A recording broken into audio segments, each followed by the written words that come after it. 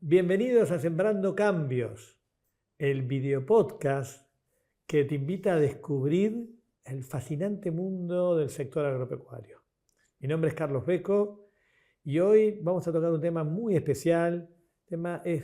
Vamos a hablar de la gestión agrícola, financiera de los productores agropecuarios y de las pymes del sector agropecuario.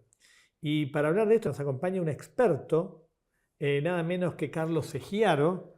Carlos Segiaro es licenciado en Economía, analista de mercados agropecuarios, consultor privado en proyectos de inversión y además, nada menos, es actual director del Banco de la Provincia de Córdoba. Venimos de la peor campaña de la historia, ¿no? ¿Podemos decir borrón y cuenta nueva? ¿Podemos decir que ya todo el daño, todo el impacto económico de la campaña pasada ya está? ¿El productor está saneado? No, desgraciadamente no. Y te lo doy con un ejemplo, ¿no? Un productor agrícola de Marcos Juárez que trabaja sobre campos alquilados perdió en promedio $600 por hectárea en la campaña 2022-2023. $600 por hectárea es una cifra inmensa. Y en realidad... Para dar una magnitud, ¿cuánto gana? ¿Cuánto puede ganar un productor agropecuario? No, bueno, si trabajas sobre campos alquilados, obviamente la rentabilidad es muy baja.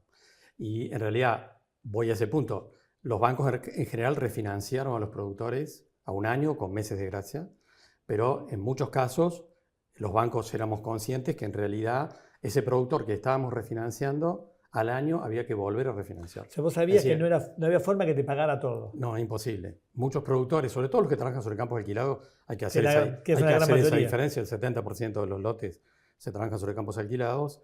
En realidad el siniestro fue de tal magnitud que no se resuelve en una campaña y por supuesto que ha tenido efectos multiplicadores, negativamente hablando, sobre otros sectores como el de maquinaria agrícola y tantos otros sectores más que quedaron muy golpeados por este proceso.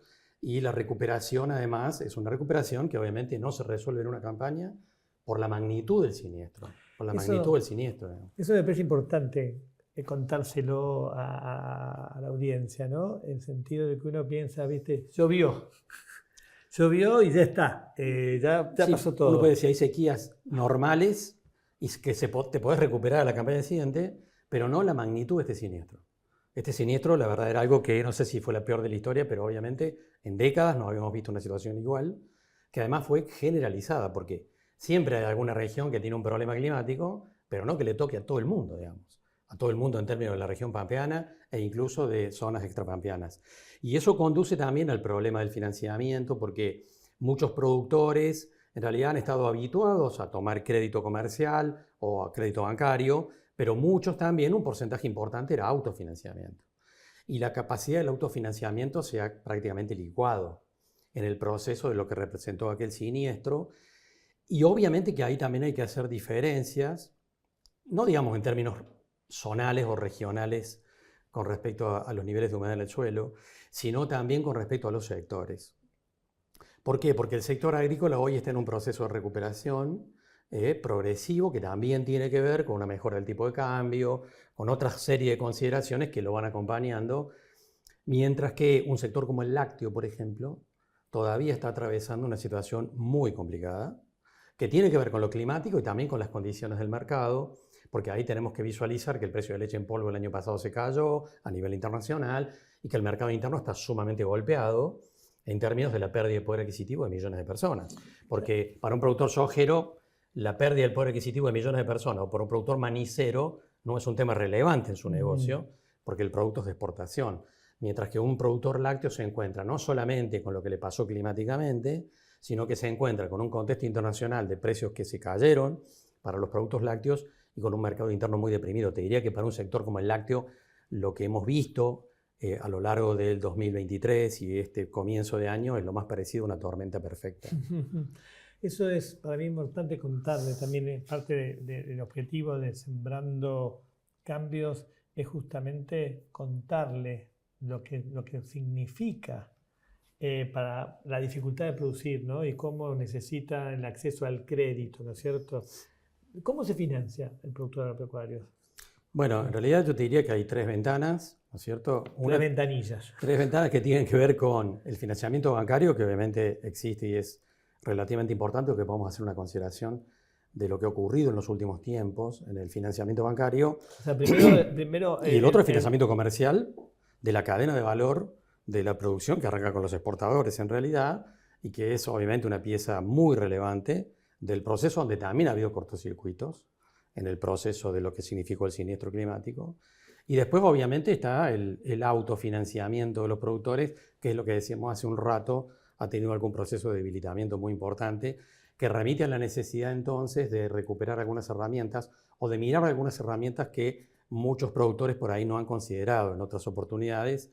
Vos decías al comienzo pymes y productores, y uno dice en realidad, es cierto que hay muchos productores que se consideran así, productores, y de manera subalterna empresarios, digamos, y la verdad es que debería ser al revés. Sí, la mayoría debería son ser al revés. pymes. Y las decisiones son decisiones de carácter empresario, donde entra en juego el tema financiero, el tema comercial, que muchas veces algunos productores no tienen demasiado en cuenta, y eso hace que a veces se pierda desde el lado financiero o desde el lado comercial todo lo bueno que pudiste haber hecho desde el punto de vista productivo, ¿no? A mí me parece... Lo cual se nota mucho más si tenés un siniestro climático. Claro, bueno, por eso quería marcar. Para mí me parece importante dos o tres conceptos. Primero, el productor solo no puede. El gran promedio de productores necesita empezar la campaña, tiene que ir a pedir plata. O sea, de entrada tiene que salir a pedir plata. Y va al banco y va a su agronomía, ¿no es cierto? ¿A dónde va primero? Eso depende del productor. No te diría que hay una definición con ese aspecto, pero creo que lo primero en general es el crédito comercial. Sí. Es lo primero que el productor tiene sus canales habituales desde el punto de vista comercial y opera siempre en ese proceso y complementariamente suele ir al sistema financiero. ¿Y por qué no va uno solo? Si no hay un cambio, digamos, porque ahí también entra en juego una cuestión de el profesionalismo que tenga ese productor en términos empresarios, porque a veces el productor puede estar detectando que el crédito comercial, eso depende de las circunstancias, es más complicado o más oneroso que el crédito bancario. Pero eso depende de las circunstancias, depende del momento que se esté viviendo, porque hay momentos en que el sistema financiero ha sido, digamos, ha otorgado crédito a tasas claramente negativas y otros momentos en los que no. Hoy estamos en un escenario económico en la Argentina donde las tasas de interés apuntan a ser, y por bastante tiempo, tasas de interés positivas frente a la inflación. Pero hemos tenido momentos, 2 o 3 años atrás, donde las tasas fueron claramente negativas. Y en ese punto un productor podía estar jugando en realidad con un crédito bancario para negociar mejor la compra de insumos. Ahora, ¿por qué el productor tiene que ir a los dos? ¿Por qué no va con uno o con el otro, ¿no es cierto? No, porque vos tenés que mirar distintas ventanillas a ver cuál te conviene más. Ok, o sea, es parte de su vocación de buscar...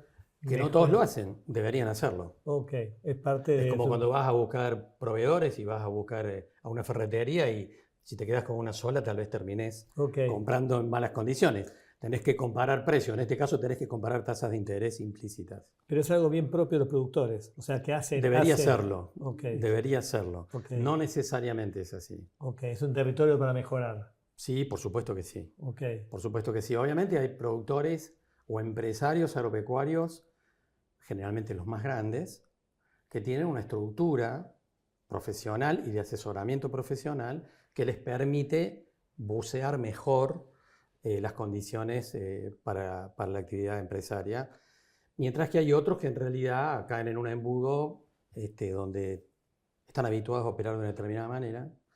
Lo lógico sería tener la capacidad para mirar todas las ventanas y tomar las decisiones más adecuadas. Yo tengo la sensación de que hay una profesionalización creciente, ¿no? En el mecanismo de cómo tramitar y cómo conseguir financiación, ¿no? Cada vez son se van preparando más y van siendo más inquietos y más buscan, ¿no? Ese buceo, ¿no? Sí, lo cual desde esta crisis que decíamos del siniestro climático también tiene un paralelismo con respecto a ese tema, porque en realidad lo que estamos viendo es un proceso de concentración y desaparición de los productores más chicos. De tal manera que los que van quedando son efectivamente los que tienen estructuras más profesionalizadas, que habitualmente son los más grandes. Sí.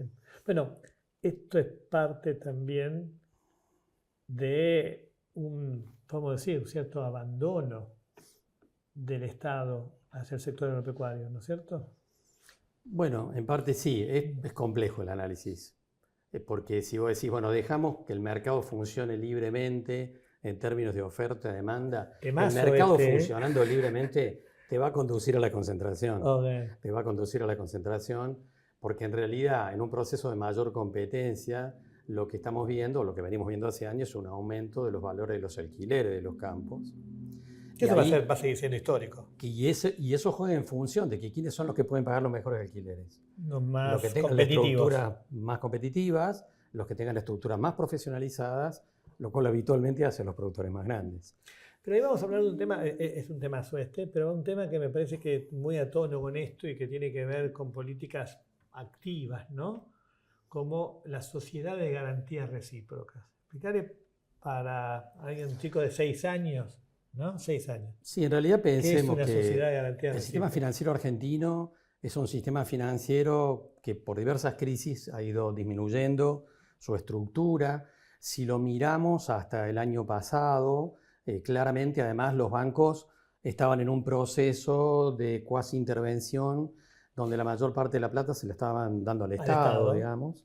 Entonces había poco margen para prestarle recursos al sector privado y a tasas que no eran las mejores. Y en ese punto, además, con niveles de riesgo que suelen acompañar la visión también de los bancos en términos normativos, de que las pymes son más riesgosas que las empresas grandes, entonces terminabas pidiendo más garantías. A los más chicos. Por supuesto, en términos porcentuales, más garantías a los más chicos, garantías que por la característica del sistema financiero argentino, que no es el mismo del de Francia o el de Estados Unidos, garantías que estaban por arriba del monto del préstamo. Explícame por qué es diferente, o sea, fácilmente. Porque tiene que ver con los niveles de riesgo y de la estructura institucional del sistema financiero. Entonces, primero, altos niveles de garantías. O sea, te piden a más nivel de riesgo. Mucho papel, mucho requerimiento, mucho. Bueno, sí, porque el banco está interpretando que es riesgoso ese cliente, entonces le pide más garantías reales, hipotecarias, etcétera, y le pide más elementos para tener cobertura, y además lo castiga con una tasa mayor que a una empresa más grande. Lo cual tiene su lógica, por supuesto. Eso si yo como banco, eso es el mercado si yo como banco siento que le estoy prestando plata a Techin y me viene un productor lácteo de Córdoba, y obviamente que la tasa va a ser distinta porque los niveles de riesgo del banco son distintos. Clarísimo. Y bueno, entonces, ¿cómo te ayuda entonces? Y es ahí donde aparecen algunos instrumentos que son parte de las normativas actuales que intentan acompañar en realidad a las pymes. En la Argentina esto tiene un origen en una ley del año 1995. Sé que esto es reciente, 30 años. 30 años. Pero en el mundo... Sí, digamos 30 años, que es la ley PYME que intenta acompañar, digamos, salvar todas esas dificultades. Es decir, las pymes no tienen el acceso al crédito que tienen las empresas grandes, pero el entramado productivo del país es de empresas pymes, de tal manera que hay que hacer algo para acompañar a ese sector con algunos instrumentos adicionales. Y ahí es donde surgen, de esa ley del año 95, la Sociedad de Garantías Recíprocas. O sea, es una iniciativa que está refrendada en la ley. Es una iniciativa del Estado en el marco de una ley. Para acompañar a las pymes. Para acompañar a las pymes, para que tengan financiamiento en mejores condiciones. ¿Cómo las acompaña? Entonces aparecen las sociedades de garantías recíprocas, que son estructuras comerciales, en realidad son sociedades comerciales que, digamos, vos tenés ahí socios, que son socios protectores o socios partícipes. Digamos, socios protectores son aquellos que arman un fondo que sirve como una garantía adicional. Es decir, vos vas al banco a pedir un crédito y el banco te dice, bueno, pero me tenés que dar esta garantía y vos no la tenés. Porque soy una pyme. Porque sos una pequeña empresa y no tenés ese nivel de garantía para ofrecerle al banco. Entonces te acercas a una sociedad de garantías recíprocas que complementa la garantía que vos presentaste con otra garantía que es de la sociedad de garantías recíprocas. O sea, de alguna manera... Aparece como un garante. Como un garante frente al banco. Como un garante. Es un garante frente al banco. ¿Y por qué? O sea, ¿Por qué alguien...? ¿Por qué voy a poner una garantía por un productor que no conozco? Sí, digamos, porque soy muy solidario, porque soy altruista, no. No, se me imaginaba que no iba por ahí. En realidad tiene que ver con un negocio, por supuesto, porque los socios protectores tienen desgravaciones impositivas. Hay un beneficio. Hay un beneficio, claramente. Es una desgravación impositiva que la plata que pones ahí la desgravas casi 100% de impuesto a las ganancias. A los 2 años la podés sacar y la podés utilizar, pero además el fondo opera como la sociedad de garantías recíprocas administra un capital y tiene un gerente que maneja la plata, que también es como un fondo común de inversión. De tal manera que la plata que vos pusiste ahí, si esa sociedad de garantías recíprocas funciona bien y es eficiente, no solamente vos estás desgravando el impuesto a la ganancia, sino que además vas a tener una renta financiera porque ese fondo, ese capital que está administrando lo va a manejar en bonos, en acciones, en títulos, como para poder manejarlo. Y ese fondo es el que te va a servir a vos que estás frente al banco, va a complementar tu garantía, no totalmente, va a complementar tu garantía frente al banco, y entonces el banco va a decir, bueno, si esta sociedad de garantías recíproca me apoya. está acompañando acá, yo en lugar de cobrarte esta tasa, te voy a cobrar 3 puntos menos, porque tengo más seguridades como banco, digamos. Esta es un poco la lógica con la que funciona el sistema. Por supuesto que vos como socio partícipe le vas a tener que ofrecer a la sociedad de garantía recíproca también una contragarantía, por supuesto, un aval, pero que no tiene los niveles de exigencia que están planteados a nivel bancario, digamos. O sea que es un sistema interesante en el sentido que el Estado ayuda, a medida de cobrar menos impuestos, a quienes ayudan a las pymes. Sí, por supuesto, porque la pieza clave de un socio protector es la desgravación impositiva. Efectivamente. Pero el beneficio, entonces las pymes, además... El Estado resigna una recaudación para generar estos instrumentos, estas sociedades comerciales, digamos, que a su vez ofrecen servicios a las empresas pymes en el sistema financiero. Ahora, es muy interesante el concepto, porque esto es de alguna manera, como decíamos antes, es salir del mercado puro de oferta y demanda, donde hay una parte que resigna sus ingresos, que es el Estado, pero sí vos ayudás a las pymes a tener mejor acceso al crédito, ¿no? Sí. ¿Qué beneficios tiene ahora para los productores agropecuarios o para las pymes? Bueno, poder acceder al crédito en mejores condiciones que si fueran solos, digamos, porque tienen un acompañamiento que además hay que decir, no es solamente a veces un acompañamiento de alguien que te va a ofrecer una garantía frente al banco o frente a un proveedor o un cheque de pago diferido, porque en realidad hay varias cosas dando vuelta ahí, no solamente un crédito bancario, sino que además hay niveles de asesoramiento. Es decir, también te acompañan en términos de asesorarte en términos financieros. Que esto va a lo que hablábamos al principio. Es cierto que el productor es casi por definición un sujeto o una pyme que pide crédito. Pedirlo de mejor manera o hacer mejor su trabajo, ¿no? Todo su análisis previo es parte de lo que le ayuda a la sociedad de garantía recíproca. Sí, la sociedad de garantía recíproca en general también ofrece asesoramiento, acompaña a ese empresario pyme a que vaya tomando las mejores decisiones con respecto al sistema financiero y qué es lo que le conviene hacer, cómo presentar además su propia información, porque en algún punto también te van a pedir que una hoja de ruta en términos de cuál es tu negocio, porque si vos sos una pyme relativamente nueva, en realidad la contragarantía por ahí no va a ser tan clara, entonces la SGR te va a pedir que le armes un plan de negocio y probablemente te acompañen en el armado del plan de negocio. Claro, contame qué vas a hacer con la plata que te voy a prestar. Exactamente, y analicemos juntos cuál es la mejor opción. Y que muchas veces el productor no tiene los elementos para hacerlo. Es una historia muy interesante, una historia de casi de economía circular, ¿no es cierto? Sí, y pensemos esto que tiene que ver con la ley, ¿no es cierto? Porque la ley es de 1995, como decíamos recién, es una ley que tiene ya unos cuantos años.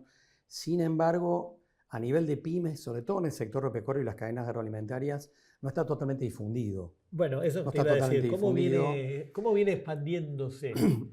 Ha ido creciendo, pero tal vez por debajo de las expectativas que se plantearon cuando se creó la ley en 1995. Que tiene también que ver con que el propio sistema financiero no ha tenido un desempeño de lo más brillante. De tal forma que tenemos toda una situación en la Argentina de deterioro de las condiciones financieras y el propio funcionamiento del sistema financiero en general, que hace que también instrumentos como este no hayan tenido el desarrollo que se pensaba en un origen, ¿no? En la Argentina hay unas 50 sociedades de garantía recíproca, pero con una gran, digamos, diferencia de dimensiones. Es decir, por supuesto, la primera que apareció claramente en el mercado fue Garantizar, porque lo tiene el Banco de la Nación Argentina de entrada, ¿cierto? Y ahí tenés otras. El Banco de la Nación ahí es socio partícipe. Un socio protector. Un socio protector el principal socio protector de garantizar, digamos. Que son dos categorías, hay socios protectores. Sí, el partícipe es el que vos como empresario vas a pedir que te acompañe en la sociedad de garantía recíproca, tenés que ser socio, en realidad, y te sumás como socio partícipe. Mientras que los protectores son los que van a desgravar impuestos a las ganancias, etc. Por supuesto, al Banco Nación no era eso lo que le interesaba, sino en realidad ser un jugador, como corresponde a un banco institucional, digamos, ser un jugador que quería promover este proceso, digamos. Y garantizar, de hecho, es la SGR más importante de la Argentina. Después tenés, por supuesto, otras que son muy importantes, como la de Asindar, por ejemplo, que son SGR que además tienen otro rol, porque Asindar lo pensó para sus proveedores, para sus empresas pymes vinculadas, digamos, cómo acompañarlas financieramente a través de esa estructura. Por supuesto, también desgrava impuestos, claro, obviamente, Asindar ahí, pero está claro que su objetivo era acompañar a todo el enjambre de empresas pymes con las cuales está históricamente vinculada como con sus proveedores, digamos, ¿no? Para darte una idea, Pero hay unas 50 en la Argentina. Hay unas 50. Distintas dimensiones como en los bancos, ¿no es cierto? Vos tenés bancos que mueven mucho capital y otros que no mueven casi nada. Y de 100, de 100 dólares que el productor toma prestados hoy en día, para dar una idea, ¿qué porcentaje se los pide a las SGR? No, acordate que a la SGR una empresa pyme no le pide nada. La SGR no dan créditos. Son simplemente prestar un aval frente al banco. ¿Qué porcentaje avalan? O sea, no, es muy reducido. No tengo un número en la cabeza, pero no es significativo. Hay mucho por crecer. Y por supuesto que además hay algunas otras sociedades de garantía recíproca, porque no solamente es crédito bancario, ¿no es cierto? Entran otras cosas jugando ahí. Pensemos en Solidum, por ejemplo, que es un SGR que opera básicamente cheque de pago diferido. Contame un poquito de Solidum. Bueno, Solidum es un SGR, digamos, que tiene unos 20 años. La primera casi que de las primeras. Sí, pero en realidad sí, casi de las primeras, pero además la primera del interior del país, porque la mayor parte de las SGR están en Capital Federal y el Gran Buenos Aires. Esta es una que opera desde Rosario, en realidad, y opera básicamente sobre las cadenas agroalimentarias, el sector agropecuario, digamos, y juega un rol importante en términos de otro instrumento que muchas veces el sector agropecuario no considera tanto, digamos, que son los cheques de pago diferido, que son obviamente descuentos de cheques que operan en la bolsa y que necesitan un aval de un SGR para poder llevarse adelante. Solidum opera básicamente ahí y también opera sobre derivados financieros en términos del ROFEX, también para el sector agropecuario, que es otro instrumento, el de los derivados financieros, los contratos de futuros y opciones, donde ahí hay una herramienta que el sector agropecuario no utiliza como debería hacerlo, ¿no? Estamos hablando de cómo se van encadenando instrumentos que están a disposición del sector y que sin embargo la mayor parte del sector desconoce o tiene algún resquemor de su utilización. Tantas veces me he encontrado con productores agropecuarios que me dicen no, operar en el ROFEX, operar en contrato de futuro de opciones es la timba, es una timba, no, es al revés, digamos. Bueno, eso quería ir, que me referí para ir redondeando. Este podcast, este video podcast, de alguna manera pretende contarle al público, ¿no?, cómo es la nueva agricultura, cómo es la agricultura del futuro, ¿no?, cómo es la agricultura que estamos preparándonos, ¿no? Y me parece que un poco tu mensaje es, va a haber que hacer mucha más preparación en los temas financieros, ¿no?, que es algo que el productor naturalmente no le sale, ¿no es cierto? Y en el desarrollo de herramientas financieras, de capacitación, de acompañamiento. ¿Cómo te imaginas Solidum en 5 años? Bueno, va a ir creciendo probablemente con el desarrollo del sector, porque mi visión es que el escenario de los próximos años es un escenario de crecimiento del sector agropecuario y de las cadenas agroalimentarias. En un escenario que, como decíamos hace un rato, va a haber concentración, inevitablemente, y eso va a requerir cada vez más profesionalidad en el manejo de las empresas. Y esa profesionalidad va a tener que estar vinculada indefectiblemente al manejo de herramientas financieras. Porque, como decíamos al comienzo, el punto central no está solamente en producir bien. Si yo no sé administrar los recursos, si no tengo un gerenciamiento adecuado, si no sé manejarme en el sistema comercial, ahí hablamos de derivados futuros y opciones, y no sé manejarme adecuadamente. Lo estamos hablando en otro episodio. Y no sé manejarme adecuadamente en el sistema financiero, estoy perdiendo por una ventana lo que puedo estar ganando en la otra. Así que, señor productor, señora productora, ¿no? Hay mucho que aprender en este tema, mucho que profesionalizarse y mucho con el apoyo de empresas como como Solium, ¿no? Iniciativas como Solium, ¿no? Sí, yo rescato además, en el caso de Solium, que además de operar sobre cheque de pago diferido, operar en futuros y opciones o acompaña a los productores en términos de asesoramiento. Es uno de los roles de la SGR, pero no todas lo hacen de la misma forma. Y creo que esta es una pieza importante, digamos, para acompañar a un empresario agropecuario que tiene su contador, que tiene su asesor por otro lado, pero estos son temas tan específicos en realidad que requieren de un asesoramiento específico. Bien, creo que este es el mensaje de justamente, estamos hablando de un nuevo agro donde prestarle atención a las tasas, a los mecanismos, a las herramientas va a ser clave, ¿no? Y qué bueno que vos te imaginas un escenario de 5 años de crecimiento como todos compartimos en este momento. Bueno, yo creo que de cosas que son negativas surgen elementos de previsibilidad. La Argentina tiene tal nivel de endeudamiento externo, lo ha acumulado a lo largo de unos cuantos años, inevitablemente va a tener un tipo de cambio real alto en los próximos años. Y esa no es una buena noticia para toda la sociedad, pero sí lo es para el sector agrícola particularmente y todas las cadenas agroalimentarias que están vinculadas a los negocios de la exportación. Y está claro que ahí va a haber negocios que van a tener rentabilidad y eso obviamente va a generar un gran dinamismo en términos de la actividad, sobre todo en la región pampeana. Carlos, buenísima tu mirada, buenísimo tu visión sobre este nuevo agro, sobre qué es un poco la expectativa de Sembrando Cambios. Y bueno, para la próxima vamos a hablar de los mercados, otro tema que mencionaste y que vamos a profundizarnos. Así que muchas gracias, los esperamos para la próxima.